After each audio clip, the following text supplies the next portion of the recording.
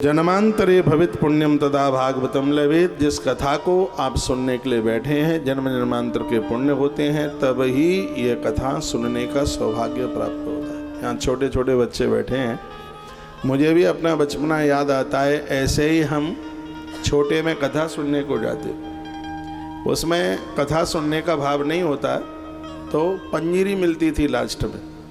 भले ही वो पंजीरी के लिए प्रसाद के लिए गए हों, लेकिन वो ऐसी फिर बात आदत में आ गई, पहले पंजीरी के लिए गए थे और उसके बाद में वह कथा भगवान के लिए प्रकट हो गई।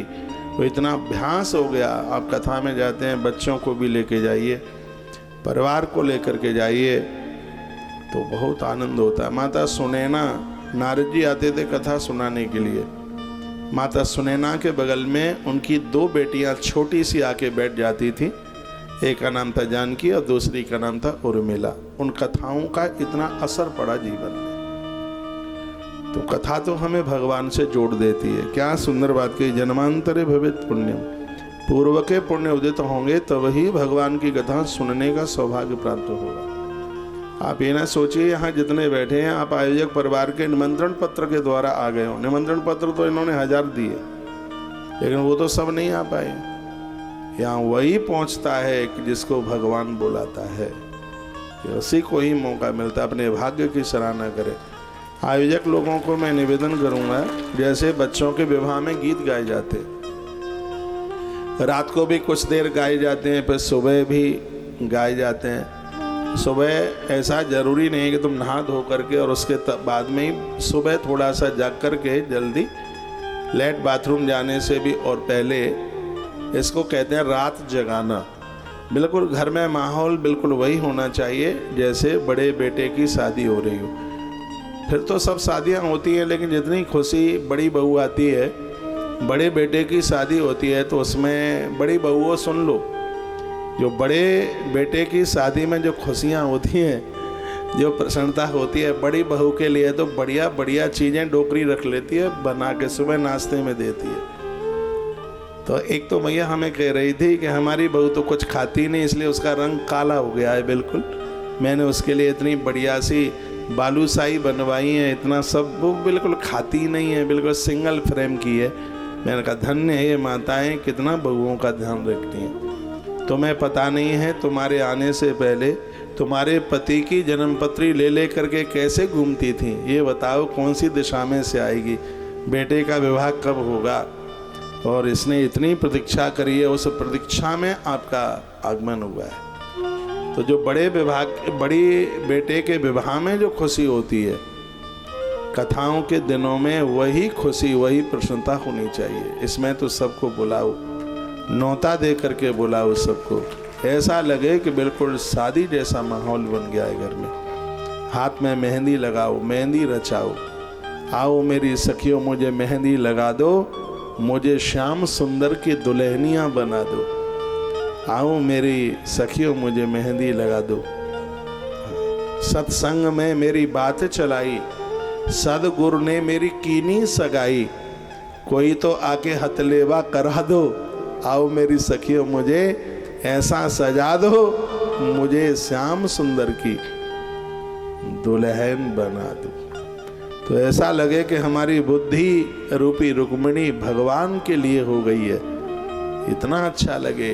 कथा को बहुत खुशी के साथ, प्रसन्नता के साथ सुनिएगा। ये कथा कितनी दुर्लभ है। सुखदेव मुनि राजा परीक्षित को जब ये कथा सुना रहे थे, तो आकाश से देवता लोग अमृत कलश कुंभ लेके आ गए। देखो कलश की कितनी बड़ी महिमा है। कुंभ कलश, सबके घर में कलश होना चाहिए, सबके घर में एक नारियल, श्रीफल, ये घर की वृद्धि करता है। ये श्रीफल माँ दुर्गा जी पर फोड़ करके चढ़ा देते हैं, तो मैया धन दे देती है, संपदा दे देती है। एक ऐसी माँ भवानी ही है जिसके दरबार में नारियल फोड़ के चढ़ाया जाता है, और सब जगह गुरुजनों के सामने श्रीफल साबुत चढ़ाया जाता है, महादेव के सामने साबुत, और भी जितने भी देवताओं के सामने है श्रीफल जानते हैं, नारियल, वो साबुत ही चढ़ाया जाता है। लेकिन मैया के दरबार में श्रीफल को तोड़ा जाता है। तो घर में एक नारियल भगवान की पूजा में मंदिर में रख दीजिए, 1 साल तक रखा रहने दो, फिर उसको पानी में प्रवाहित कर दो। जल प्रवाहित कर दो, फिर एक रख लो। घर में कलश, ताम्र का कलश, तांबे का कलश, जो तांबे की जो धातु है जो साक्षात भगवान सूर्यदेव से प्रकट हुई है। ताम्र और जो पीतल है पूर्वजों को भी ये मुक्त कर देते हैं, इसकी इतनी बड़ी श्रेष्ठता है। ताम्र की चीज़ें बहुत, उन्हें पूजा पाठ में बहुत विशेष माना गया है। तो ये तांबे का कलश घर में हो, सूर्य भगवान को अर्घ देने के लिए तांबे की लुटियाँ हो, इन सब चीज़ों की महिमा है। कांसा, तांवा, पीतल, इनको बहुत ज़्यादा विशेष माना गया है, दिव्य माना गया। लेकिन आजकल क्या मिलेगा? स्टीला मिलेगा, फाइबर मिलेगा, कांच मिलेगा, कांच के गिलास जिसको कभी साफ ही नहीं वो होता, पानी में धो के रख दो, फिर कोई आवे अपना जूठा उनको उसमें पिला दो।